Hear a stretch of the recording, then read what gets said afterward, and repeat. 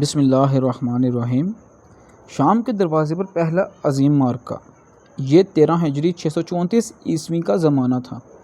مدینہ میں خلیفہ حضرت ابوبکر صدیق رضی اللہ تعالی عنہ کے دور خلافت میں اسلامی فتوحات کا دائرہ تیزی سے پھیل رہا تھا۔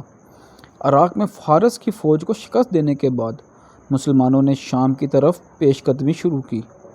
بازنطینی سلطنت کے لیے شام ایک نہایت قیمتی خطہ تھا، اس لیے انہوں نے اسے بچانے کے لیے ایک بڑا لشکر تیار کیا۔ کیسر روم ہرقل نے حکم دیا کہ فلسطین اور اردن کے علاقے میں فوج جمع کی جائے۔ یہ فوج اجنادان کے مقام پر ڈیرہ زن ہوئی، ایک اسٹریٹجک میدان جو آج کے فلسطین اور اردن کے سنگم کے قریب تھا۔ مقصد یہ تھا کہ مسلمانوں کو شام کے اندر داخل ہونے سے پہلے روک دیا جائے۔ مسلمانوں کی روانگی۔ مدینہ سے حکم ملا کہ شام میں موجود تمام مسلمان لشکر یکجا ہو جائیں۔ سپہ سالار حضرت خالد بن ولید رضی اللہ تعالی عنہ کو مجموعی کمان دی گئی۔ آپ نے عراق میں تیزی سے مارچ کرتے ہوئے شام میں موجود دیگر کمانڈروں حضرت عمر بن العاص رضی اللہ تعالی عنہ، حضرت شرجیل بن حسنہ رضی اللہ تعالی عنہ اور حضرت یزید بن ابی سفیان رضی اللہ تعالی عنہ کو اجنادان میں جمع ہونے کا پیغام بھیجا۔ چند ہی دنوں میں مسلمان فوج ایک مضبوط اور متحد لشکر کی صورت میں میدان اجنادان میں آمنے سامنے آ گئی۔ رومی لشکر کی شان و شوکت۔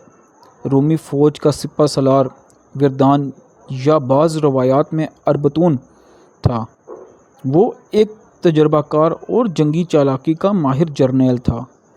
اس کے لشکر میں بھاری زرہ بختر، مضبوط گھوڑے، نیزہ بردار صفیں اور تیر اندازوں کی قطاریں تھیں۔ رومی فوج تعداد اور سامان حرب میں مسلمانوں سے کئی گنا زیادہ تھی، مگر ایمان، حوصلہ اور قیادت کے میدان میں مسلمان آگے تھے۔ معرکے کی شروعات۔ معرکہ شروع ہونے سے پہلے رومی سپہ سالار نے مسلمانوں کو قاصد بھیج کر پیشکش کی کہ واپس لوٹ جاؤ، ہم تمہیں مال و دولت دیں گے۔ حضرت خالد بن ولید رضی اللہ تعالی عنہ نے جواب دیا، ہم مال لینے نہیں، تمہیں اسلام کا پیغام دینے آئے ہیں۔ یا اسلام قبول کرو یا جزیہ دو، یا پھر میدان جنگ میں فیصلہ ہوگا۔ رومیوں نے لڑائی کا انتخاب کیا۔ پہلا ٹکراؤ۔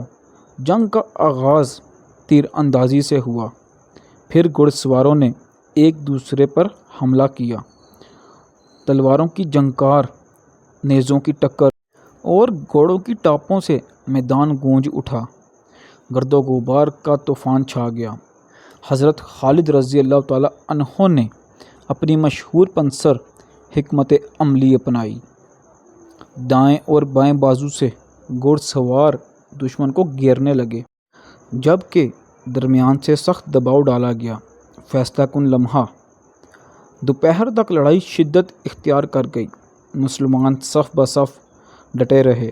ایک موقع پر خالد رضی اللہ تعالی عنہ خود گھوڑے پر سوار ہو کر آگے بڑھے اور اپنے دستے کے ساتھ رومی قلب پر ٹوٹ پڑے۔